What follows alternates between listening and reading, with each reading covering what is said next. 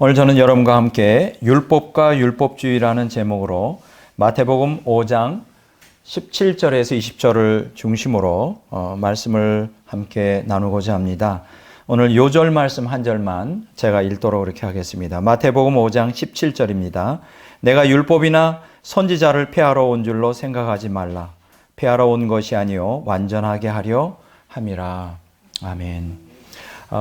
제 설교의 특징을 말한다면 저는 신학적 설교를 합니다. 그러니까 일반적인 설교가 아니라 신학을 바탕으로 한, 그렇기 때문에 처음 듣는 분들은 굉장히 좀 어려워하시는 분들이 많이 있습니다. 그러나 그런 분들도 꾸준히 듣고 성령의 도우심으로 말씀을 깨닫는 것을 갈망하면 언젠가는 그 말씀이 뚜렷하게 정리가 되고 그 진리의 말씀에 이제 깊이 그 이해가 되는 것을 경험하게 됩니다. 서론 부분을 말씀을 드리겠습니다. 우리가 지금 제가 이제 계속 이제 연속적인 설교를 지금 하고 있는데요. 지지난번에는 하나님의 관점으로 본 의인과 악인이라는 제목으로 설교를 했죠. 거기서의 포인트는 뭐냐 하면 언약 백성도 하나님이 보시기에 악인이 될 수 있다는 것이죠. 굉장히 이거는 아주 충격적인 사실입니다. 우리가 보통 언약 백성, 그러면 구약의 언약 백성, 신약의 언약 백성 이렇게 말을 하는데, 어떻게 언약 백성은 뭐 하나님께서 의인으로 봐야 그 정상 아니겠어요? 뭐 이방인들, 불신자들은 악인이라 할지라도 언약 백성을 악인으로 하나님이 볼 수 있다. 그럼 왜 악인으로 보느냐? 악을 행하기 때문에 악인이 되는 거죠. 이런 개념, 이런 개념들은 사실 오늘 개신교 신학에는 굉장히 낯섭니다. 낯설어요. 그리고 이제 지난주에는 제가 진리의 파수꾼이라는 제목으로 이어서 설교를 했습니다. 그래서 같은 관점으로 제가 얘기를 했는데, 오늘 이러한 주제로 설교를 할 때 굉장히 이제 문제가 되는, 이제 굉장히 도드라지는 하나의 문제가 되는 그 신학적인 그 주제가 뭐냐면 루터의 칭의론이에요. 여러분과 저는 개신교인으로서 루터의 칭의론의 기초 위에 사실은 우리가 신앙생활을 하고 있는데, 지금까지 제가 계속 하나님의 관점으로 본 의인과 악인, 또 진리의 파수꾼이라는 제목으로 설교할 때 루터의 칭의론과 정면으로 충돌하게 됩니다. 이건 참 아주 난감한 문제죠. 개신교인으로서 루터의 칭의론에 근거를 두어 신앙생활하는 우리가 이 루터의 칭의론이 성경에서 가르치는 의인관하고는 전혀 다른, 좀 더 구체적으로 말하면 단편적인, 그래서 결국은 잘못된 이러한 신학이라고 말할 때 아마 오늘 대다수의 개신교 신학자들이나 목회자들이나 성도들은 아주 경악을 금치 못할 거예요. 묻지도 따지지도 않고 무조건 저의 말씀에 귀를 막는 이러한 일들이 많이 벌어집니다. 제가 분명히 말씀드리기를 루터의 칭의론은 잘못된 신학이고 칭의 성화론이 성경적 가르침이다. 이렇게 제가 말씀을 드렸습니다. 특히 이 루터의 칭의 구원론을 믿는 사람들은 그들의 특징이 있는데요. 그 루터의 칭의론을 주장하는데 가장 두드러지게 주장하는 게 뭐냐면 구약과 신약의 구원론이 서로 다르다는 개념이에요. 아마 여러분들은 그래도 신앙생활 조금 해보고 어깨 너머라도 뭔가 좀 신학에 대해서 관심 있는 분들은 이 이야기를 수없이 많이 들었을 거예요. 구약과 신약의 구원론이 다르다. 구체적으로 그 내용을 보면 구약은 율법에 의한 구원을 가르치고 신약은 은혜에 의한 구원을 가르친다. 여기서 많이 들어보지 않았나요? 또 구약은 행위에 의한 구원을 가르치지만 신약은 믿음에 의한 구원을 가르친다. 이것이 이제 구약과 신약의 구원론이 다르다는 그 기본 기조인데요. 이게 이제 참 문제가 심각한 교리입니다. 이런 구약과 신약의 구원론을 가르는 역사는 사실은 우리가 도드라지게 가장 강하게 주장한 게 이제 세대주의 신학인데요. 참 이 세대주의 신학은 이제 각 세대마다, 각 시대마다 하나님이 구원을 다른 방법으로 기준을 삼았다는 것입니다. 이제 사실은 이게 이제 19세기 중후반에 영국의 다비라고 하는 사람이 처음으로 만들어 놓은 교리인데요. 참 가슴 아픈 일은 뭐 장로교다, 감리교다, 침례교다 따질 것 없이 교파를 초월하여 오늘 뭐 미국도 그렇고요. 한국의 대부분의 교파들은 이 세대주의 구원론에 기초를 두고 있어요. 그럼 왜 그런 것일까? 굉장히 쉽거든요. 그리고 아주 믿기가 쉬운 구원론이거든요. 그러니까 다른 말로 말하면 우리의 탐욕에 상응하는 구원론이에요. 여러분들이 기억하셔야 될 것은 우리가 구약 성경도 그렇고 신약 성경도 그렇지만 그리고 특히 2000년 신학사에서 우리가 항상 유념해야 될 부분은 뭐냐면 이제 신학들이 성경의 진리를 담아내는 그릇이잖아요. 그리고 그 신학의 틀을 가지고 성경을 해석하는데 마귀하고 인간이 합세하여 공통적으로 지향하는 게 있어요. 그게 뭐냐 하면 마귀는 인간의 탐욕을 이용하고요.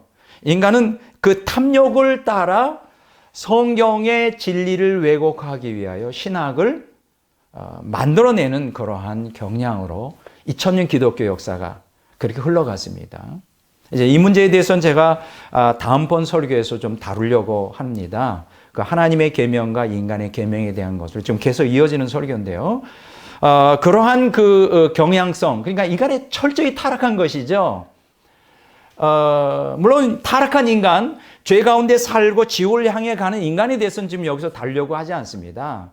하나님의 언약 백성이라고 하는 구약과 신약의 언약 백성들이 그들이 그 성경의 진리를 해석하기 위한 틀로 만들어 놓은 그 신학. 여러분들이 우리가 구약에 보면 유대교가 중심이 되고 구약의 유대교 신학, 그리고 신약에는 뭐 기독교 신학 이렇게 말할 수가 있는데요. 그 모든 신학이 지향하는 것이 진리를 담아내기 위한 하나의 해석의 틀로서 나아가는 게 아니라 인간의 탐욕을 채우기 위하고 그들의 죄된 본성을 합리화시키기 위한 방향으로 신학이 변질되어 왔다는 거예요. 이게 이제 마귀의 계계인데요. 이것을 우리가 간파하는 게 중요해요.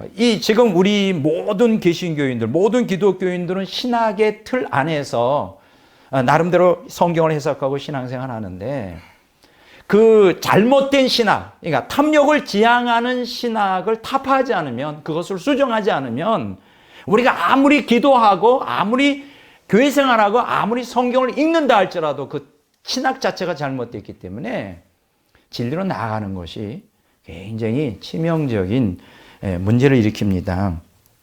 저희 사명은 뭐냐? 이 시간에 여러분들의 은혜스러운 설교도 중요하고 본문 설교도 중요하지만 저는 신학자입니다.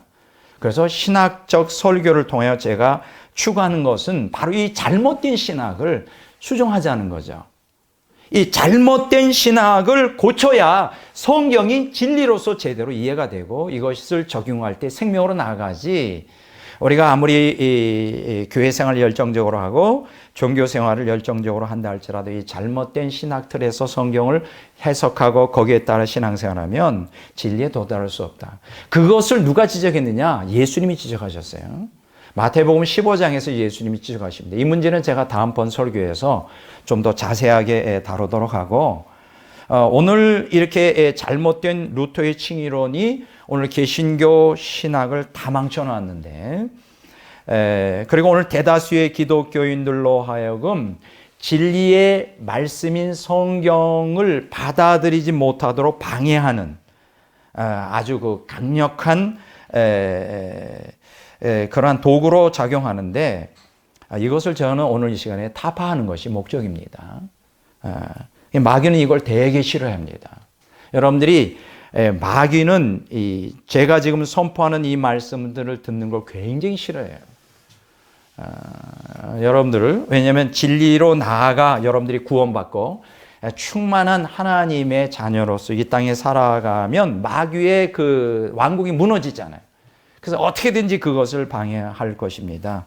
그러나 하나님의 그 크신 긍휼과 은혜로 오늘 계속 우리는 이 사역을 감당해야 됩니다. 자, 그러면 이렇게 구약과 신약의 구원론을 구분하는 잘못된 신학은 어디에서 기인하는가? 물론 그것이 가장 기본적인 인간의 탐욕이에요. 그리고 또 다른 측면이 있는데 그게 뭐냐면 성경에 기록된 언약과 토라에 대한 무지에 기인합니다. 이게 굉장히 중요한 얘기인데요. 자, 지난번에도 두 번에 걸쳐서 얘기했지만 오늘 2000년 기독교 역사 속에서 이 언약이라고 하는 개념을 제대로 이해하는 학자들이 별로 없어요. 커버넌트라고 하는 이 언약, 이걸 무슨 컨트랙, 계약이라든가 뭐 테스타멘트라고 하는 유언이라든가 뭐 이런 측면으로만 해석하려고 그러지, 이 언약을 그 하나님과 인간의 언약 당사자 관계의 관계 설정이라고 하는 거. 그러니까 일반적 약속이 아니에요, 언약은. 자꾸만 우리가 언약을 자꾸만 약속, 하나님의 일방적인 약속이라고 자꾸만 해석하는데 그것은 하부 구조에 나오는 것이지 근본적인 언약의 개념이 아니에요. 그리고 이 언약과 더불어 뗄래야 뗄 수 없는 관계에 있는 게 바로 토라라는 거예요. 우리는 이 토라를 이제는 우리가 히브리어죠. 여러분, 성경의 언약을 바르게 이해하고 깨닫는데 가장 중요한 단어가 뭘까? 저는 토라라고 합니다. 뭐 토라를 모세오경이라고도 말하고 구약 성경 전체를 토라라고 말하고 좀 더 광의적으로 말하면 신구약 성경 전체가 토라. 다른 말로 말하면 우리가 흔히 성경이라고 일컫는 이 말을 히브리적인 개념으로는 토라라고 말하는 거예요. 토라. 굉장히 중요한 얘기입니다. 유대교에 있어서 토라라는 것은 그들에게는 유대교 전체의 종교의 본질이에요. 이 토라라고 하는 개념.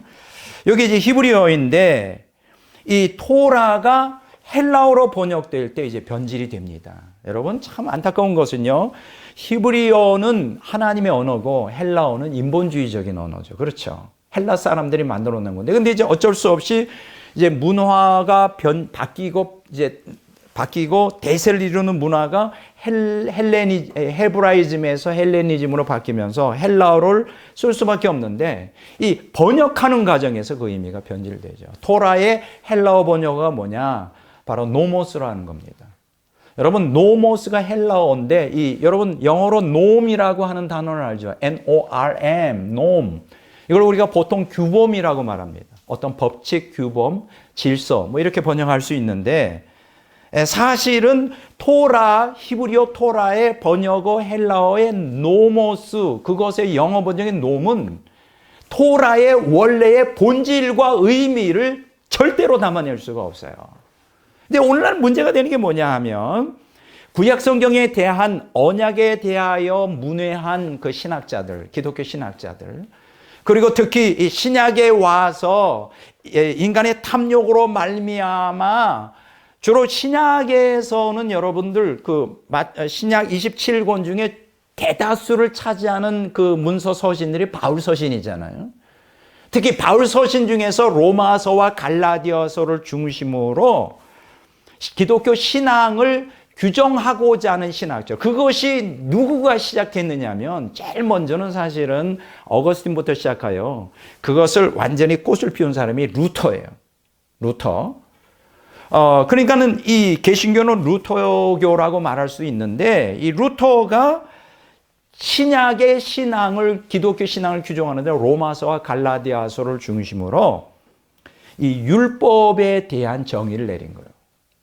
근데 너무나 가슴 아픈 것은 이 루터가 토라의 본질이 언약 관계라고 하는 것, 그리고 언약 관계를 유지하고자, 언약 당사자가 유지하고자 서로 지켜야 되는 법이 언약법이라고 하는 이 개념을 루터는 전혀 갖고 있지 못했어요.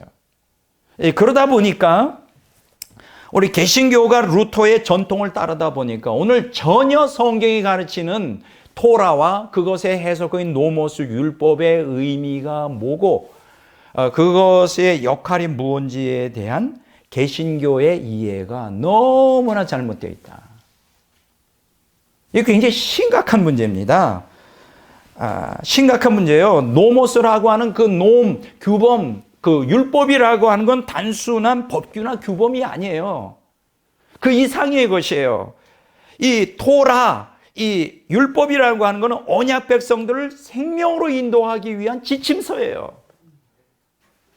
그러니까 이 토라 없이는, 율법 없이는 절대로 생명의 길로 나가는 것이 어렵습니다. 불가능해요. 근데 오늘 어떻게 생각하느냐? 토라는 필요 없다. 율법은 필요 없다. 그건 유대교의 법이다. 우리 기독교는 토라 대신에 뭐가 있냐? 예수님이 있다. 그래서 오늘날 아주 치명적인 오리가 뭐냐? 우리 기독교, 특히 유대교를 굉장히 증오하는 대체 신학의 입장에서는 모든 초기교부터 어거스틴, 루터, 칼빈에 이르기까지 모든 개신교, 기독교의 모든 그 관점은 토라를 경시하는 방향으로 나갑니다. 그게 유대교의 법이라는 거예요. 유대교의 종교법이라는 건 기독교하고는 아무 관계가 없다는 거예요. 우리에게 뭐가 있느냐? 율법 대신에 복음이 있다는 거죠. 예수님이면 전부 된다. 그러면서 율법을 경시하고 배제하는 방향으로 2000년 기독교 역사가 그렇게 흘러갔습니다.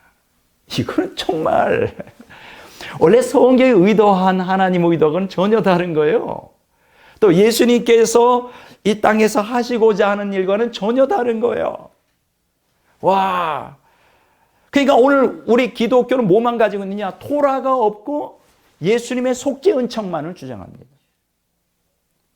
이게 얼마나 이 마귀의 계획이죠, 마귀의 계획.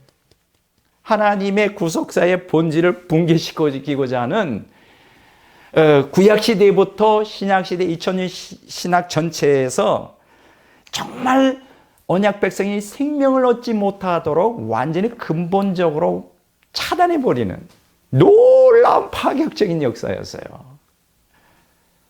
이걸 우리는 깨야 돼요. 깨기 위해서 하나님이 저를 택하셨고, 지금 이 어려운 신학을, 사실은 이 신학 강의가 굉장히 어렵거든요. 이걸 갖다가 설교라고 하는 좀 더 부드러운 또 짧은 시간에 한 주제로 하나만 다룰 수 있으니까. 그래서 제가 이 강단을 통해 이게 계속 선포되고 있는 거예요. 지금은 아직 제가 알려지지 않았고 아직 때가 아니라 많은 사람들이 관심이 없지만 분명히 보십시오. 때가 됩니다. 이 말씀에 귀를 기울이고 이 종말의 끝에 다시 오실 예수 그리스도를 준비하기 위한 결정적인 중요한 설교가 될 것입니다. 예.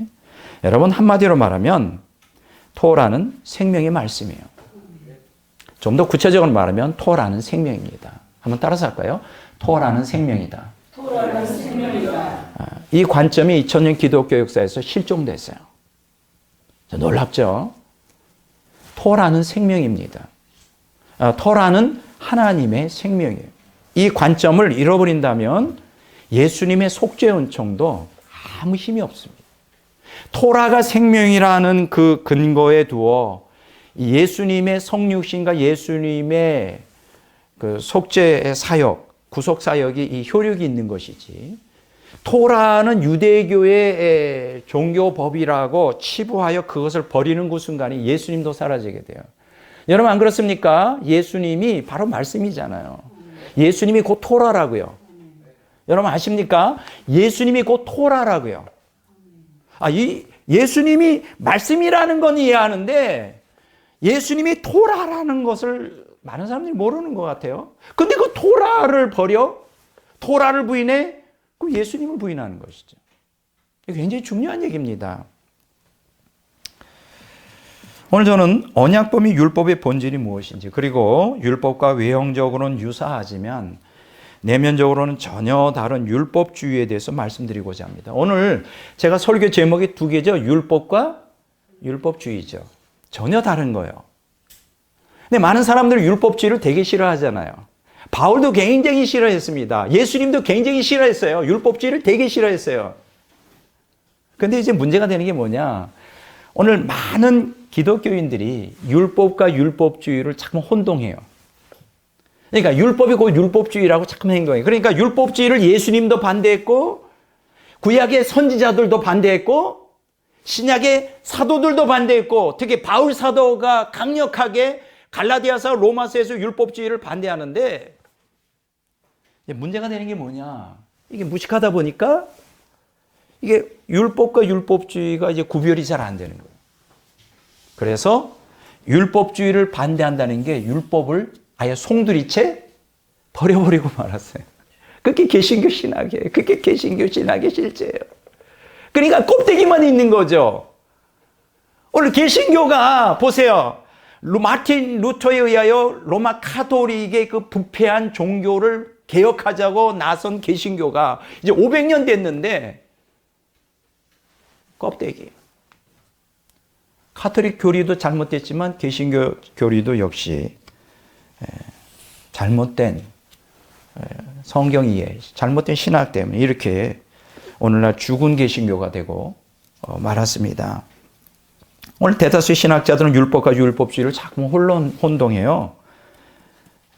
그 예수님의 속죄 요청으로 율법이 폐지되었다고까지 가르치는 치명적인 오류를 범하고 있습니다. 아니거든요. 율법과 율법주의는 전혀 다른 거예요.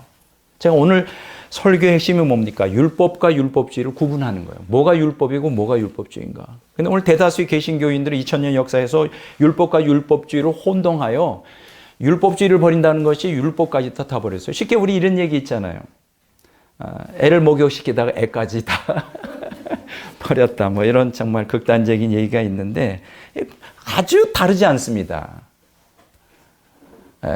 다르지 않아요. 자, 여기 이제 어디서 영향이 되냐? 뭐 어거스틴부터 시작되지만은 결정적인 결정타라는 사람이 마틴 루터예요. 그래서 저는 마틴 루터를 종교개혁자로 인정하기가 좀 어려워요. 이렇게 말하면 또 개신교인들 다 들고 일어나겠는데 그분은 정치개혁자지 우리가 교회사를 연구해 보면 압니다. 뭐 거기에 대해서도 얘기하려면 1시간 걸리지만 어쨌든 이런 영향은 마틴 루터가 율법은 구약시대 유대인들을 위해 제정된 것이기 때문에 우리 기독교는 지킬 필요가 없다고 주장했고 더 심지어 이런 충격적인 얘기까지 합니다. 기독교인들은 10계명도 지킬 필요가 없다. 왜냐하면 10계명이 유대교인들을 위한 유대교인들을 위한 규범이라는 거죠. 충격이죠. 그래서 루터는 율법과 복음을 철저히 분리합니다. 기독교인은 율법을 따라가면 안 되고 복음을 따라가야 된다. 그러니까 율법과 복음은 전혀 다른 것이다. 이렇게 루터가 규정해요. 자, 그러면 개혁주의는 어떤가? 칼빈을 중심으로 개혁주의는 이렇게 극단적이진 않아요. 개혁주의는 이렇게 얘기합니다. 율법이 기독교인으로 하여금 죄인인 것을 인식하게 하고 거룩한 삶을 살도록 독려해 준다. 그렇지 않아요? 거룩한 삶을 살라고. 이것은 죄니까 이렇게 거룩한 삶을 살라고 독려해 주고 궁극적으로는 예수 그리스도에게로 나아가게 만든다는 거죠. 왜냐하면 우리는 타락한 본성 때문에 율법을 지킬 수 없는데 예수님은 율법을 완전히 완성하신 분이고 지키신 분이고 그리고 예수님의 필요성. 그러니까 우리는 타락한 본성 때문에 율법을 지킬 수 없다는 거예요. 율법이 거룩한 건 분명히 맞는데 거룩한 삶을 사는 게 불가능하니까 예수님의 필요성. 예수님을 통하여 우리가 거룩한 삶을 사는 예수님의 필요성을 갖게 된다. 그래서 이 개혁주의 신학자들은 율법과 복음은 다르다는 루터의 기조에 서 있어요. 같이 서 있습니다. 그러면서 율법이 복음으로 이끄는 역할을 한다. 그러니까 율법의 그 좋은 점, 어떤 역할을 주장합니다. 무슨 얘기인지 알겠죠? 루터는 율법과 복음이 전혀 다르다. 율법은 필요 없다. 복음이면 전부다. 이렇게 주장이고 개혁주의는 율법과 복음 다르다. 그거 인정한다. 그렇지만 아주 우리에게 필요 없는 건 아니다. 율법이 결국 복음으로 이끄는 모학선생이다. 뭐 이렇게 여러 정도의 수준입니다. 그러면 성경은 뭐라고 얘기하는가? 저는 성경과 같은 관점이에요. 잘 들으세요. 성경은 구약과 신약 성경 뭐라고 얘기하느냐? 율법과 복음은 같다고 말해요. 다른 게 아니다. 토라가 곧 말씀이고 토라가 곧 예수님이다. 그러면 토라를 버리면 예수님을 버리는 거예요.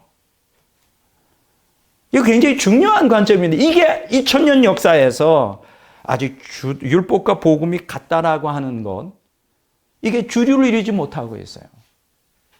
이게 굉장히 문제가 심각합니다. 다른 말로 말하면 율법 안에 복음이 있어요. 복음 안에 율법이 있습니다. 이런 얘기죠.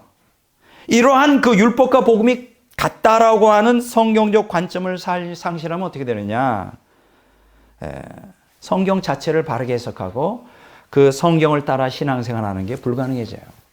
그러니까 신앙생활하는 기독교인이 많지 않은 게 인격적으로 하나님과 종교생활로 다 캄퍼라치 하죠. 네. 이게 굉장히 중요한 얘기입니다. 자, 그러면 신약 성경에서 우리는 율법을 어떻게 이해해야 하는가 굉장히 중요해요. 여러분, 율법에 대해서 어떻게 여러분들이 이해하는 거에 따라 여러분의 운명이 결정됩니다. 굉장히 중요한 시간이에요. 구약 성경과 신약 성경이 가르치는 율법에 대한 입장은 율법은 곧 생명이다 하는 거예요. 제가 반복합니다. 율법이 뭐라고요? 생명이에요. 여기서 생명이라는 것은 하나님의 생명 자체를 의미합니다. 율법 자체가 하나님의 생명이에요. 그리고 율법을 지켜 행할 때 구원 곧 영생을 얻는다는 거예요. 자, 여기서 조금 좀 부언 설명합니다. 그럼 여기서 말하는 율법이라는 게 뭐냐? 일단 율법은 모세의 오경 토라를 의미하고요. 1차적으로. 두 번째로는 구약 성경 전체를 의미하고요. 세 번째로는 신약 성경까지 포함하는 개념. 다른 말로 말하면 율법 토라는 하나님의 말씀을 얘기해요. 다르지 않아요. 여러분, 하나님의 말씀과 토라는 같습니다. 그러니까 하나님의 말씀이 생명이잖아요. 생명의 말씀이잖아요. 바로 기록된 말씀이 성육신한 분이 예수 그리스도잖아요. 이런 관점으로 여러분들이 이해하지 않으면 우리가 잘못된 신앙으로 나갈 수 있어요. 자, 그 증거를 우리가 구약 성경에도 많이 찾을 수 있는데 레위기 18장 5절에 보면 이런 구절 있죠. 너희는 내 규례와 법도를 지켜 행하라. 사람이 이를 행하면 그로 말미암아 살리라. 나는 여호와니라. 내 법도와 규례, 율법을 지키라는 거죠.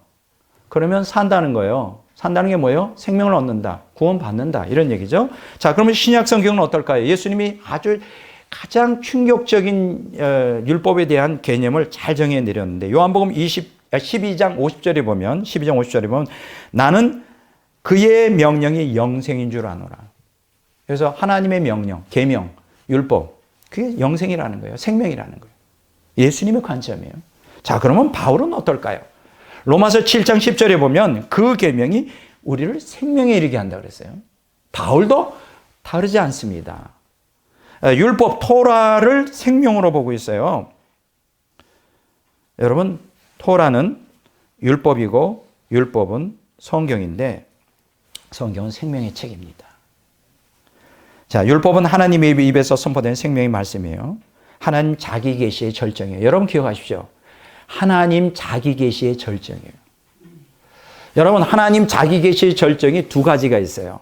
이걸 특별 계시라고 하는데 일반 계시는 우리가 자연이나 양심이나 역사를 통해 우리 하나님의 자기를 계시한 것이고요. 자기 계시의 절정이 두 가지인데 뭔지 아세요? 하나는 예수 그리스도. 그렇죠? 절정 중에 절정이죠. 그런데 하나는 기록된 말씀인 토라예요. 하나님의 말씀. 그런데 그 하나님의 말씀인 토라가 하나님의 자기 계시의 절정, 하나님이 자기를 극대적으로 표현한 하나님 자신의 표현인데 그것을 잘 들으세요. 그 토라, 하나님의 자기 계시의 절정이 토라를 확실하게 증명하고 더 확실하게 그것이 생명, 토라가 생명이라는 것을 나타내기 위해서 오신 분이 예수님이세요. 여러분, 이거 굉장히 중요한 얘기예요. 그러니까 예수님이 오셨다는 것은 율법을 대체하는 복음을 증거하기 위해 오신 게 아니라 그 율법 토라가 바로 복음이라고 하는 그것을 증명하기 위해서 오신 분이 예수님이세요. 이 개념이 굉장히 여러분들 안에 갇혀져요. 그래서 여러분 구약 성경 히브리어로 기록되어 있잖아요. 그런데 히브리어를 그때 당시에 그 중군동의 그 공용어가 아람어였어요. 이 아람어로 번역한 게 탈굽역이라고 합니다. 여러분, 탈굽역에 보면요, 이 히브리어의 여호와 하나님을 뭐로 번역했는지 알아요? 말씀으로 번역합니다. 아주 충격이었어요. 제가 탈굽역을 영어, 제가 그 아람어를 제가 모르잖아요. 그래서 영어로 좀 읽어본 적이 있는데 거기 이제 창세기에 보면 창세기 2장 하나님의 형상대로 인간을 하나님이 여호와 하나님이 만드셨다. 그걸 뭐라고 여호와 하나님을 뭐라고 번역했네요? 하나님의 말씀이 자기 형상대로 인간을 만들어 말씀으로 다 바꿔놨어요. 아주 충격이었습니다. 말씀이 하나님이세요. 그건 부인할 수가 없죠. 요한복음 1장 1절에 태초에 말씀이 계시니라 이 말씀이 하나님과 함께 계시더니 이 말씀은 하나님이라 그 말씀이 육신이 되어 우리 가운데 거했다. 1장 18절. 예수님이잖아요. 예수님이 요한 1서 1장 1절에 보면 생명의 말씀이잖아요. 그건 부인할 자가 없겠죠. 그런데 이 예수님이 말씀이고 하나님이고 생명의 말씀인데 왜 토라를 부인하느냐 이거예요. 모순 아니에요? 이게 마귀의 전략이죠. 예수님 복음을 인정하면서 토라는 율법을 부인해요. 이게 마귀의 전략이에요. 그러면 오늘날 대다수의 2000년 기독교 신학자들이 왜 토라를 부인하는 것일까요? 다 한 가지예요. 탐욕 때문에 그래요. 예수님을 믿습니다. 예수님 믿는 거는 그렇게 어렵지 않아요. 고백은 쉽잖아요. 물론 박해 시대에 예수님 믿는 것이 곧 죽음과 연결되던 그 시대는 참 예수 믿는 게 쉽지 않죠. 고백하는 게 쉽지 않죠. 지금 뭐 자유 시대, 이러한 그 자유로운 시대에 예수님 믿는다고 그래서 뭐 죽일 사람이 없잖아요. 쉽잖아요. 근데 뭐가 어렵죠? 믿는 거는 그렇게 어렵지 않은데, 믿습니다 하는 거 어려운지 않은데, 말씀에 순종하는 게 이게 어려워요. 여기 다 걸려 넘어가요. 하나님을 믿는 그 종교적 열정, 사실 그것도 쉽지 않죠. 근데 그것까지는 할 수가 있어요. 왜 할 수 있을까요? 인간의 종교적 본성 때문에. 두 번째는 내 욕망을 채우기 위한. 내가 복받기 위해서도 열심히 종교적 열정을 낼 수 있어요. 그게 유대교예요. 유대교인이에요. 뭐 기독교인도 예외는 아니에요. 그것까지는 다 줄 수 있고 할 수 있는데 뭐에서 다 걸려 넘어가느냐. 구약의 언약 백성, 신약의 언약 백성 뭐에 다 걸려 넘어가느냐. 예수님을 믿는데 말씀을 순종하라. 이건 참 쉽지 않아요. 그래서 율법과 토라를 갈라놓은 거예요. 그런데 여러분, 율법과 복음을 갈라놨는데 성경에 뭐라 가르쳐 있어요? 복음에 합당하게 생활하라 이런 얘기 있잖아요. 그럼 복음에 합당하게 생활한다는 게 뭐예요? 예수를 믿는 복음, 예수님이 선포하신 복음의 내용 도대체 뭐예요? 그냥 믿습니다 하면 되는 거예요? 아니잖아요. 복음에 합당한 삶이라는 게 말씀의 순종이잖아요. 그러니까 이게 또 모순이 빠지는 거예요. 율법 토라와 복음을 갈라놨는데, 루터가 그렇게 갈라놨는데 또 모순에 빠지는 거죠. 예. 오늘 대다수의 기독교인들이 율법과 복음을 구분하여 말씀 순종 없이 복음을 믿음으로 구원받을 수 있다는 칭의 구원론을 굉장히 열렬하게 신봉해요. 이것은 마귀의 거짓 교리입니다. 제가 분명히 말씀드려요. 예. 자, 오늘 저는 설교를 세 대지를 통해서 오늘 율법과 율법주의를 제가 전개하려는, 첫째는 뭐냐, 예수님과 율법. 예수님은 과연 율법에 대해서 어떠한 자세를 취하시는가. 두 번째, 바울과 율법. 바울은 율법에 대해서 어떤 자세를 취했는가. 세 번째, 오늘 본문 말씀에 마태복음 5장 20절에 나오는 서기관과 바리새인과 율법. 바리새인과 서기관들은 어떻게 율법을 생각했는가. 이 세 가지 관점으로 말씀을 나누고자 합니다. 먼저는 예수님과 율법이에요. 여러분, 율법에 대한 견해에 대해서 가장 중요한 사람이 누구죠? 예수님이죠. 예수님이죠. 예수님이 하나님이잖아요. 자, 그분이 어떻게 이야기했는가 좀 귀를 기울이시기 바랍니다. 예수님은 율법 폐지론자였는가? 잘 들으세요. 예수님은 율법 폐지론자였는가? 다른 말로 말하면 말씀 순종 없이 믿음만으로 구원이 가능하다고 가르치셨는가? 거기에 대한 답을 해줘야 되겠죠. 자, 두 가지를 말씀드립니다. 첫째는 율법을 완성하기 위해 오신 예수님. 마태복음 5장 17절에 이런 말씀이 있어요. 내가 율법이나 선지자를 폐하러 온 줄로 생각하지 말라. 폐하러 온 것이 아니요 완전하게 하려 함이라 이렇게 말했습니다. 그냥 언뜻 보기에는 여기에서 율법과 선지자는 구약 전체를 얘기하잖아요. 그걸 폐하러 온 게 아니라 어떻게 한다고 그랬어요? 완전케 하기 위해서 오셨다. 그러면 구약의 성경이 좀 불완전한 거구나. 계시 점진전 속에서 예수님은 완전케 하기 위해서, 불완전한 거를 보완하기 위해서 오신 건가. 이제 그렇게 해석하기 쉬운데 틀린 말이에요. 헬라어 원어에 보면 그렇게 나와 있지 않아요.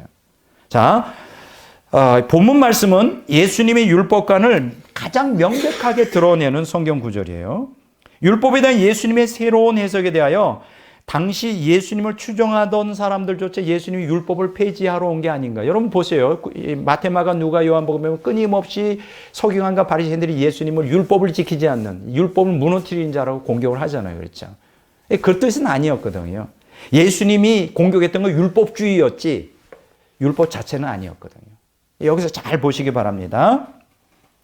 이런 오해를 불식시키기 위해서 본문에서 예수님은 율법의 폐기론자가 아니라 율법의 완성자이심을 선언하셨죠. 여기에서 율법은 물론 모세오경을 얘기하는 거예요. 본문에서 완전하게 플레로사이의 원형 플레로라고 하는 헬라어는 가득 채하다, 완성하다, 비준하다는 뜻을 지니고 있는데요.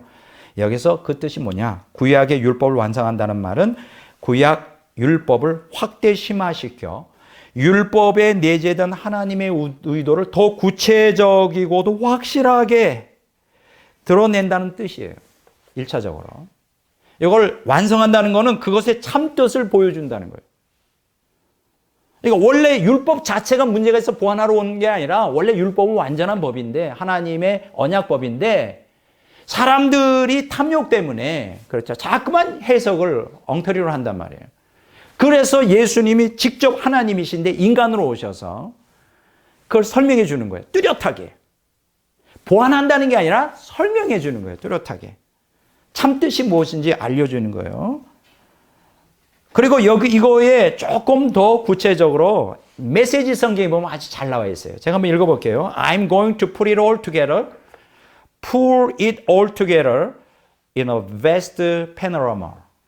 와, 잘 번역되세요. 자, 이걸 어떻게 번역할 수 있느냐 하면 모든 율법을 함께 어우러서 이게 함께 다 어우러서 이렇게 흩어져 있는 거 우리가 이해하기 쉽도록 하나의 거대한 그림처럼 쫙 펼쳐 설명해 주시겠다는 거예요. 야, 멋있는 거예요.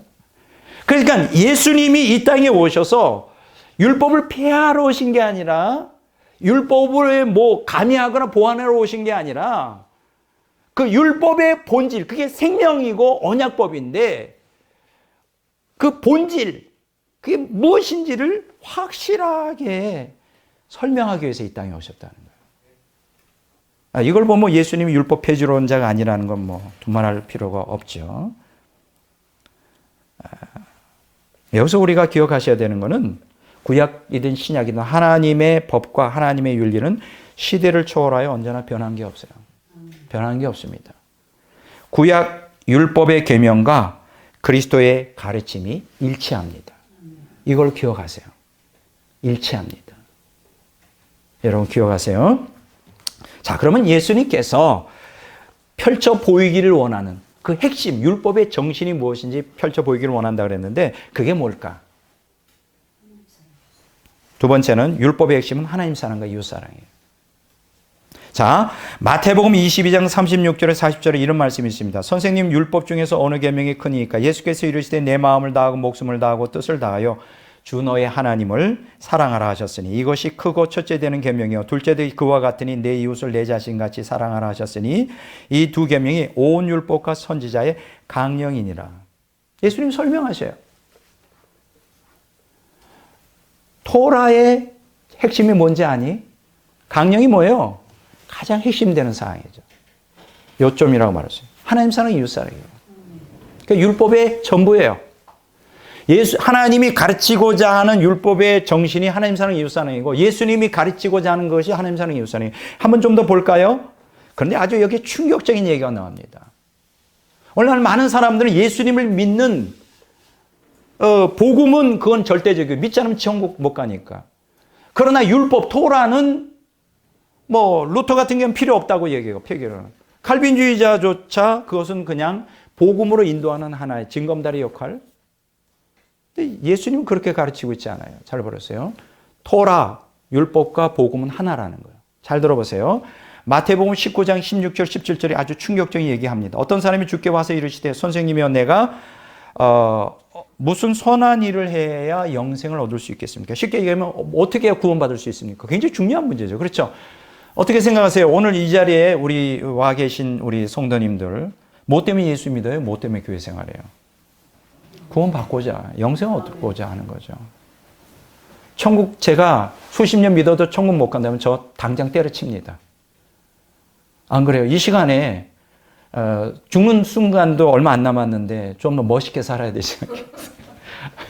누리면서, 내 쾌락을 누리면서. 굉장히 중요해요, 여러분. 무엇을 해야 영생을 얻겠습니까? 했을 때 예수님이 아주 이런 말씀합니다. 잘 들으세요. 예수님이 하신 말이에요. 내가 생명에 들어가려면 계명들을 지켜라. 생명이 들어간다는 건 영생 들어간다, 천국 들어간다, 구원받는다. 같은 동의어예요. 구원받고 싶으면 계명 지켜. 여기서 계명은 뭡니까? 토라입니다. 율법이에요. 부언적인 얘기를 하죠. 누가복음 10장 25절에서 28절에 보면 어떤 율법사가 일어나 예수님을 시험하여 이르되 선생님 내가 무엇을 하여야 영생을 얻으리까? 똑같은 질문을 또 합니다. 아마 지금도 그렇지만 그때 당시에도 예수님 당시에도 많은 사람들이 구원에 대해서 굉장히 깊은 관심이 있었던 것 같아요. 그건 당연하지 않겠어요? 그랬더니 예수님이 이런 말씀하십니다. 예수께서 이르시되 율법에 무엇이라 기록되어 있으면 내가 어떻게 읽느냐? 대답하여 이르되 내 마음을 다하며 목숨을 다하며 힘을 다하며 뜻을 다하여 주 너의 하나님을 사랑하고 또한 내 이웃을 내 자신같이 사랑하라 하였나이다. 예수께서 이르시되 내 대답이 옳도다. 이를 행하라 그러면 살리라. 이를 행하라 살리라. 산다는 게 뭐예요? 구원받는다. 영생 얻는다. 천국 간다. 뭘 하라는 거예요? 하나님 사랑, 이웃 사랑이에요. 충격입니다. 이 말 자체가 오늘 기독교인들에게 아주 충격이에요. 왜 충격인지 아십니까? 오늘 대다수의 신학자들, 개신교 신학자들이 하나님 사랑, 이웃 사랑을 우리 뭐라고 하면 이중계명이라고 해요. 이중계명의 명령을 지키지 않고 다른 말로 하면 율법 없이 복음만으로 예수님을 그냥 믿음으로 구원받을 수 있다고 주장하고 믿고 있어요. 근데 예수님은 그렇게 안 가르쳤죠. 예수님을 나를 믿는 자는 그거로 끝나는 게 아니라 하나님 사랑, 이웃 사랑, 토라의 말씀을 지켜야 된다는 거예요. 근데 그렇게 안 지켜요. 오늘 대다수의 기독교인들이 바로 루터의 정신을 따라 칭의 구원론, 다른 말로 말하면 율법을 폐지하는, 하나님 말씀 순종하지 않고도 오직 믿음으로만 하나님의 그 묻지도 따지지도 않은 속죄 보혈의 은총에 의한 믿음으로만 구원받을 수 있다고 꿀떡같이 확신하고 있어요. 루터처럼. 큰일 났어요. 오늘 대다수의 기독교인들이 하나님 사랑하지 않습니다. 안 해요. 대다수의 기독교인들이 이웃 사랑하지 않습니다. 안 해요. 그런데 그들은 예수님이 있기 때문에 구원받는다고 확신하고 있어요. 가짜입니다. 성경 그렇게 가르친 적이 없어요. 예수님도 그렇게 가르친 적이 없고, 잘 들으세요. 바울도 그렇게 가르친 적이 없고, 사도 요한도 그렇게 가르친 적이 없고, 베드로도 그렇게 가르친 적이 없고, 신약의 모든 저자들이 그렇게 가르친 적이 없어요. 이게 충격이죠. 너무 충격입니다. 예. 어떻게 하면 좋아요? 예수님을 믿는 신앙은 반드시 하나님 사랑, 이웃 사랑으로 표출되지 않은 건 가짜예요. 여러분 돌아보세요. 내가 정말 하나님을 사랑하고 있는가? 아니면 내 욕망, 탐욕을 우상으로 하나님으로 믿고 있는 건 아닌가? 내가 하나님보다 세상을 더 사랑하고 있는 건 아닌가? 하나님보다 내 옛사람의 욕망을 더 사랑하고 있는 게 아닌가? 돌아보세요. 만약 여러분들이 하나님을 세상 것, 자기 욕망보다 더 사랑하지 않는다면 그 사람은 굉장히 지금 위험한 상태에 있는 거예요. 천국과 지옥 사이에서 지금 놀고 있는 거죠. 그거 가지고 장난하고 있어요. 굉장히 위험한 거예요. 여러분들이 만약에 이웃을 사랑하고 있지 않다면 굉장히 위험한 상태에 있어요. 10중 8구 회개하지 않는 이상 지옥 갈 수밖에 없어요. 근데 제가 주변에 보니까 뭐 남은 고사 그 형제들, 우리 혈육의 형제들을 보면, 형제 자매들을 보면 사랑하지 않아요. 하나님도 사랑하지 않고 형제도 사랑하지 않습니다. 그래서 제 마음속에 굉장히 근심이 많아요. 저들 수십 년 동안 제가 다 전도한 사람들이거든요. 수십 년 동안 신앙생활, 교회생활 한다고 열심히 다녔는데 다 지옥 가겠구나. 이게 제 얘기가 아니에요. 성경에 나오잖아요. 예수님의 얘기잖아요. 좀 심각하게 생각해 보세요. 요한복음 14장 15절에 예수님이 이런 말씀하셨어요. 너희가 나를 사랑하면 나의 계명을 지키리라. 계명 뭐예요? 예수님의 계명이 뭘까요? 하나님 사랑, 이웃 사랑이에요. 잘 보세요. 이거 영어로 메시지 성경에 이렇게 나와 있어요. If you love me, show it by doing what I've told you. 너희가 정말 나를 사랑해? 그렇다면 내가 너희에게 말한 그것을 행함으로 보여봐. 행함으로. 그러면 예수님께서 무엇을 우리에게 지시하셨죠? 물론 하나님을 사랑하라는 거. 그리고 특히 이웃을 사랑하라. 인간을 사랑하라는 거예요. 사랑하지 않으면 너희는 나를 사랑하지 않는 거예요. 여러분, 예수님을 사랑하지 않고도 천국 갈 수 있을까요? 아마 칭의 구원론자는 그렇게 생각해요. 예수님 사랑 다 필요 없어요. 그냥 믿음만 있으면 된다. 하나님을 사랑하지 않고도 하나님 나라에 들어갈 수 있을까? 하나님을 증오하는데 여러분 어때요? 이렇게 생각할지 몰라요. 나는 절대로 하나님을 증오하지 않아요. 나는 절대로 예수님 증오하지 않아요. 물론 사랑은 안 하죠. 사랑은 안 하지만 증오는 안 해요. 하나님 그거 인정할까요? 여러분이 욕망대로 살잖아요. 죄 가운데 살면 누구의 종일까요? 죄의 종이고 죄의 종은 누구의 종일까요? 마귀의 종이에요. 그러니까 여러분들이 세상을 사랑하고 옛사람의 욕망을 죽이지 않고 죄 가운데 끊임없이 살면서 하나님 사랑하지 않고 예수님 사랑하지 않잖아요. 그게 뭔지 알아요? 마귀의 종이에요. 여러분, 마귀를 사랑하는 자를 어떻게 천국에 갈 수 있을까요? 본인들은 생각 안 해요. 그렇게 생각 안 해요. 내가 마귀를 사랑하다니요. 나 무당 아니에요. 무당 아니라고. 여러분, 무당만 마귀를 사랑하는 줄 알아요? 성경에 나와 있어요. 죄 가운데 계속 산다는 건 하나님을 대적하는 거예요. 하나님을 미워하는 거예요, 여러분. 하나님을 증오하는 거라고요. 죄 자체가. 마귀 속성이기 때문에. 우리 착각하고 있는 거예요. 예수님을 사랑하지 않아도 예수님이도 구원받을 수 있을까? 오늘 대다수는 그렇게 생각해요. 사랑 안 해요. 예수님을 사랑한다면 그렇게 살 수가 없지. 예수님을 사랑하는데 어떻게 이웃을, 어떻게 사람을 미워할 수가 있어요? 어떻게 무관심할 수가 있어요? 그들의 고통을 어떻게 그렇게 무관심하고 내팽개칠 수 있느냐고. 오늘 대다수의 기독교인들이 사랑 없어요. 이웃에 대한 사랑. 얼마나 이기적인지. 너무 그것이 가슴이 아파요. 저들 지옥 가는데. 지옥 가요. 제가 그 형제 자매들에게 진리를 전해주고 싶어도 거부해요.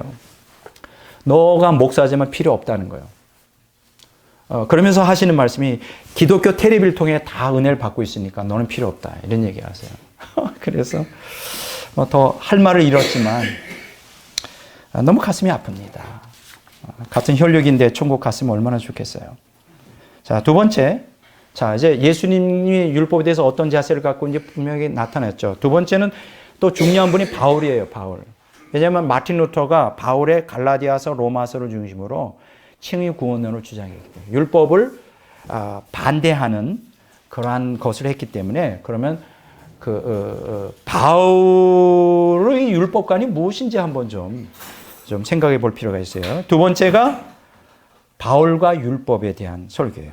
자, 그러면 여기서 단적으로 한번 물어보겠습니다. 바울은 율법 폐지론자였는가? 아마 대부분의 사람들이 그렇게 믿고 있어요. 겉으로는 얘기 안 하지만 바울이 율법을 폐지했다고 생각합니다. 다른 말로 말하면 말씀 순종 없이 믿음으로 구원이 가능하다고 가르친다고 생각합니다. 오늘 대다수의 많은 개신교 신학자들이 예수의 신학과 바울의 신학이 다르다고 주장해요. 이게 참 너무나 재미있는 얘기예요. 그 이유를 다음과 같이 얘기해요. 예수님이 율법을 중시하고 행위를 강조했죠. 그런데 바울은 은혜를 중시하고 믿음을 강조했다는 거예요. 난 도저히 이해가 안 돼요. 저는 조직신학자고 성서신학자, 신약학 신학자는 아닙니다. 그래서 그들만큼 신약에 대해서 분석을 할 능력은 없지만 가장 기본적인 상식으로도요. 예. 과연 예수님이 가르친 것과 바울이 가르친 게 다를까? 그러면 다르다면 바울은 예수의 제자가 될 수가 없잖아요. 당연한 거 아닙니까? 예수님이 가르친 거에 스승이 가르친 걸 반대로 가르친다면 있을 수가 없는 건데 과연 그런가? 여러분, 이렇게 주장하는 사람들이 들이대는 그 내용이 뭐냐면 로마서와 갈라디아서예요. 로마서와 갈라디아서에 의하면 예수님의 사상과 다르다는 거예요. 예수님은 율법과 행위를 강조했지만 바울은 은혜와 믿음을 강조했다. 과연 그런가? 과연 로마서와 갈라디아서 그렇게 가르쳤는가? 자, 정말 그런가를 한번 좀 이 시간에 좀 잠깐 생각해 보고자 합니다.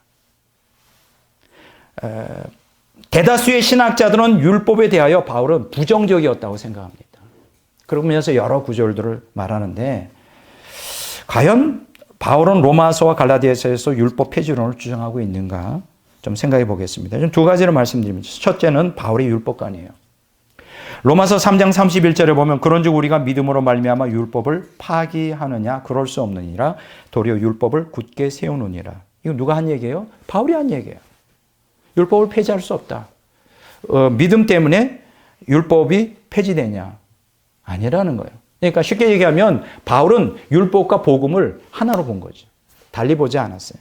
이어서 로마서 7장 12절에서 14절에 보면 이런 얘기 있어요. 율법은 거룩하고 계명도 거룩하고 의로우며 선하도다라고 그랬어요.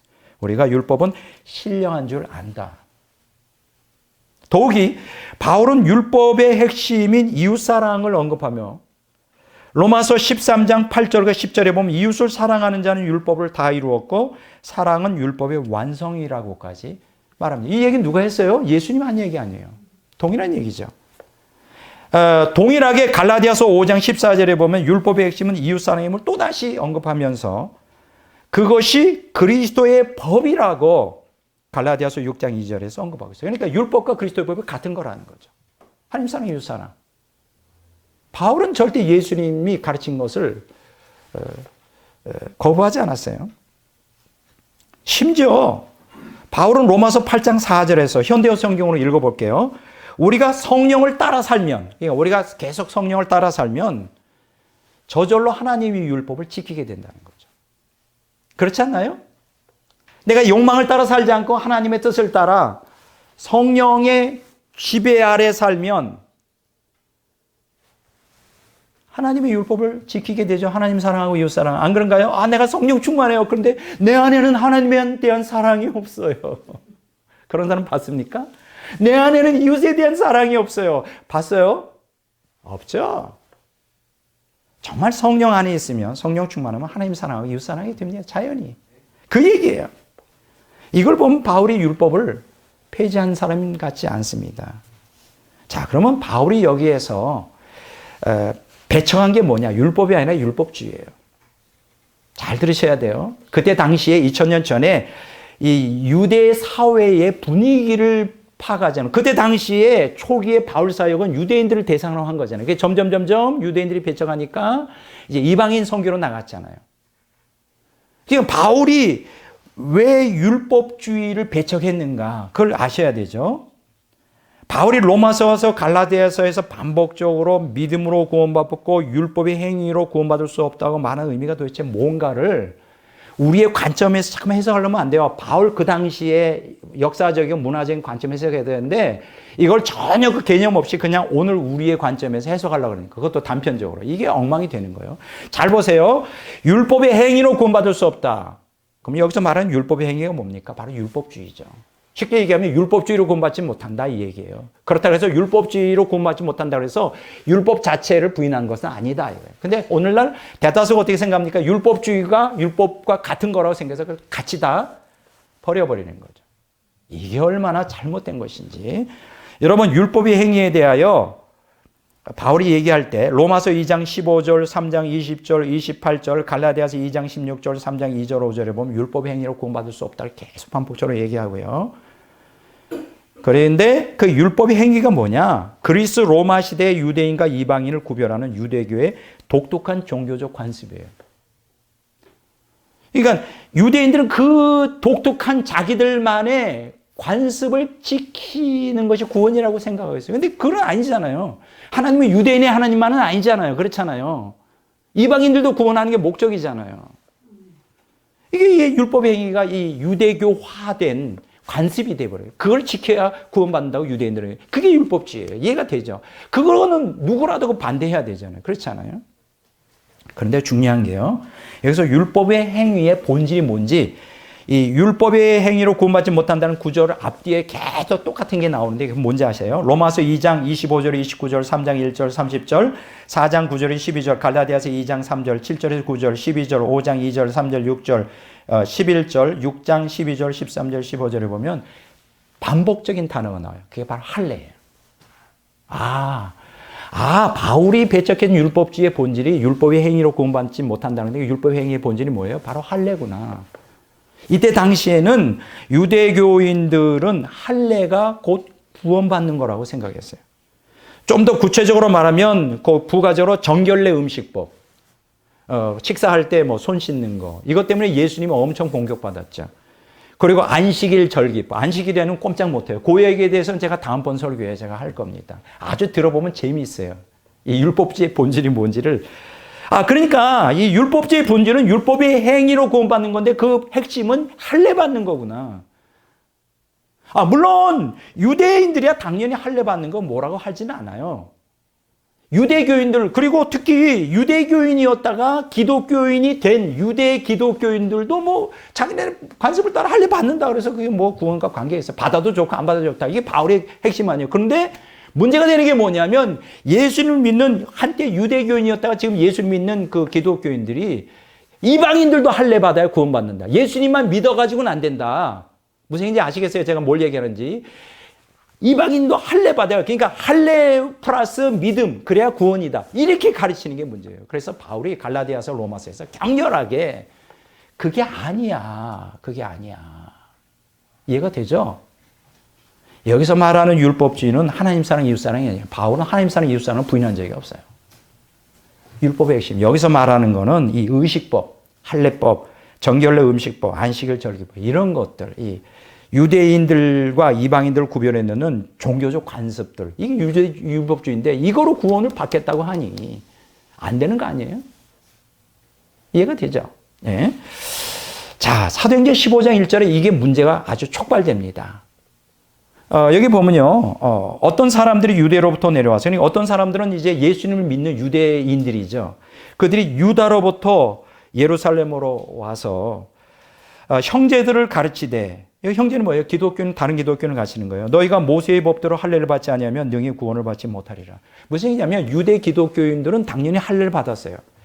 이전에 유대교에 있었어요. 그런데 이방 기독교인들에게 가서 말하는 거예요. 너희들도 우리처럼 유대교 관습대로 할례를 행하고 정결례법을 하고 안식을 지키고 그래 구원받는다 이 얘기예요. 이게 발칵 뒤집어졌어. 그러면 이방 사람들도 유대교인들처럼 똑같이 그 유대교 종교 관습법을 지켜야 되나요? 아니잖아요, 상식적으로. 그래서 바울이 로마서와 갈라디아서 율법의 행위에 대해서 그렇게 가르치는 거지 하나님 사랑, 이웃 사랑을 율법의 행위라고 말하는 게 아니다라는 거예요. 근데 오늘 개신교 학자들 이게 역사적인 배경을 보니까 율법의 행위, 우리는 하나님 사랑, 이웃 사랑 이중 계명을 안 지켜도 믿음으로만 구원 받는다고 착각하는 거죠. 대다수가 그렇게 가르쳐요. 이게 아니잖아요. 이해가 되세요? 이거 고쳐야 된다고요. 그래서 오늘 대다수의 기독교인들이 잘못된 신학자들의 가르침을 따라 우리는 이제 하나님 사랑, 이웃 사랑 안 해도 믿습니다. 구원 받는 거다. 땡. 아니라니까요. 아니라니까. 기독교 신앙의 본질은 하나님 사랑, 이웃 사랑이에요. 하나님 사랑, 이웃 사랑에 결여된 기독교 신앙은 껍데기라니까요. 구원할 수가 없어요. 믿음의 본질이. 이해가 되잖아요. 이 문제가 또다시 촉발됩니다. 사도행전 21장 20절 26절에 보면 이제 바울이 선교 여행을 끝내 예루살렘에 도착했는데 교회 지도자들에게 이제 이방인 선교에 대해서 보고를 할 거 아니에요. 그런데 문제가 된 게 뭐냐면 예루살렘에 왔더니 한때는 유대교인이었다가 이제 예수님 믿어. 여러분 오순절날 막 3,000명, 5,000명이 회개하잖아요. 수만 명의 기독교인들이 유대인들이 기독교인이 된 이후에도 그들은 여전히 유대교의 전통과 관심을 반드시 지켜야 된다고 주장하는 거예요. 그게 사도행전 21장 20절에 26절에 나와요. 그런데 이제 가만히 보니까 한때 유대교인이었다가 기독교인이 된 유대 기독교인들이 보니까 바울이 이방 선교 지역을 돌아다니면서 소문이 들리니까는 모세의 율법을 지킬 필요가 없다라고 하는 그 소문이 자꾸만 들리는 거예요. 거기 다른 로마 다른 그 디아스포라들도 그 다 유대인들이 있잖아요.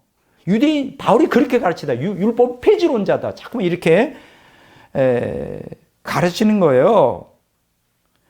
그렇게 바울을 오해한 거예요. 근데 바울은 그게 아니잖아요. 율법의 정신, 하나님 사랑, 이웃 사랑은 지켜야 된다. 그게 여러분 한번 보세요. 바울 서신을 계속 보십시오. 거기에 딱 두 가지로 정리할 수 있어요. 하나님 사랑, 이웃 사랑. 바울 서신이. 그러니까 토라의 핵심 전신이 다 바울 서신에 있어요. 그런데 유대 기독교인이 착각하는 거예요. 바울이 그 율법 자체를 부인하는 것처럼. 그러면 안 되지 않느냐. 뭐 이렇게 말해가지고 문제가 된 게 있어요. 그래서 바울은 그걸 해명한 거죠. 사도행전 21장 20절에 26절에 해명하고 자기도 유대인이니까 유대인에 따라 정결례를 행하고 그건 뭐 문제가 되겠어요. 그렇게 해서 보여준 거예요. 여러분 기억하셔야 될 건 바울은 율법을 부인한 적이 없어요.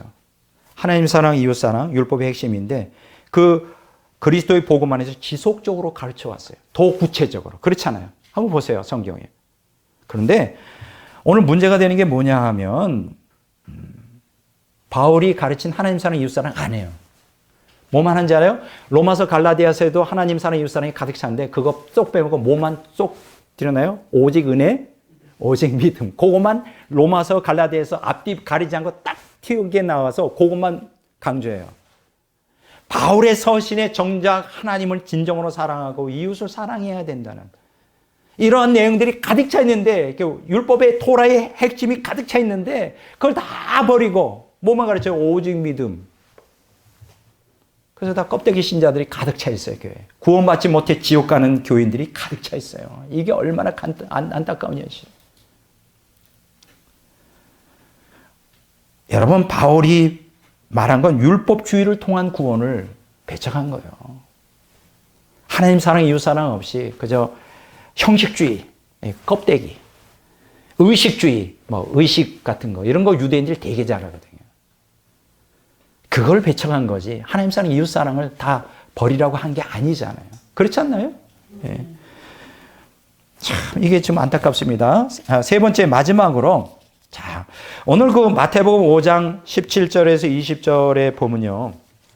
예수님께서 17절에는 내가 율법이나 선지자를 폐하러 온 줄로 생각하지 말라. 폐하러 온 것이 아니요 완전하게 하러 왔다. 그리고 계명을 지켜야 된다는 걸 마태복음 5장 19절에 얘기한 다음에 피날레로 아주 중요한 얘기를 합니다. 여기 연결되어 있어요. 그게 마태복음 5장 20절이에요. 여기 세 번째 서기관과 및 바리새인과 율법인데 내가 너에게 이르노니 너의 의가 서기관과 바리새인보다 더 낫지 못하면 결코 천국에 들어가지 못하리라.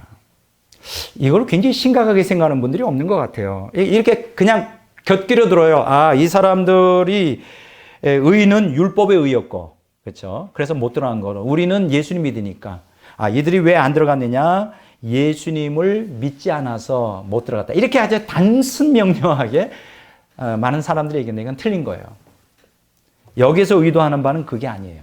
그러면 서기관과 바리새인의 의만 가지고는 절대로 천국 못 들어간대요. 그럼 우린 천국 들어가려면 그들보다 더 나은 의를 가져야 되잖아요. 그럼 여기서 두 가지를 얘기했습니다. 그러면 첫째로 서기관과 바리새인 의는 뭐고 두 번째 서기관과 바리새인보다 더 나은 의는 뭔가. 나오면 천국 누가 천국 들어가고 지옥 가는지 다 알잖아요. 자, 첫째 서기관과 바리새인 의는 뭐냐면 두 가지예요. 종교적 의, 두 번째는 도덕적 의였어요. 여기 바로 율법주의죠. 종교적 의의가 뭐예요? 예배, 헌금, 봉사, 기도, 심지어는 금식까지 하고 심지어는 전도까지 해요. 여러분 성경 보세요. 서기관과 바리새인들이 뭘 했느냐? 열심히 기도했습니다. 금식했습니다. 예배, 헌금, 봉사, 전도까지 했어요. 다 나와요 성경에. 이게 종교적 의의죠. 근데 그것 해도 천국 못 가요. 물론 그것이 필요하지만 그것이 구원받는 조건이 아니죠. 두 번째, 도덕적 의의예요. 이 사람들은 얼만큼 깨끗하게 사느냐. 토색, 남의 물건을 갈취하잖아요. 토색이라는 건 훔치거나 갈취하고 빼앗는 거죠. 억지로. 불의, 간음도 하지 않았어요. 누가복음 18장 9절에 14절에 보면 나와요. 아주 인간이 볼 때는 종교적으로 도덕적으로 깨끗한 사람. 여러분 오늘 현대 기독교인들이 서기관과 바리새인만큼 살 수 있을까요? 도덕적으로 엉망입니다. 도덕적으로 엉망이에요. 개신교인들은. 난 걱정이 많아요. 서기관과 바리새인 의로는 천국 못 갔는데 그들보다도 못해요. 종교적으로도. 우리가 이 서기관과 바리새인처럼 열정적으로 예배를 드리나요? 열정적으로 헌금하나요? 열정적으로 봉사하나요? 열정적으로 기도하고 금식하고 일주일에 2번씩 금식했어요. 이 사람들. 전도하나요? 안 하잖아요. 대다수가. 그냥 구경꾼이잖아. 그것도 마음 안 하면 그냥 막 수시로. 그 신앙이 아니에요. 그러니까 서기관과 바리새인보다 못해요, 종교적으로도. 도덕적으로는 어떻고요?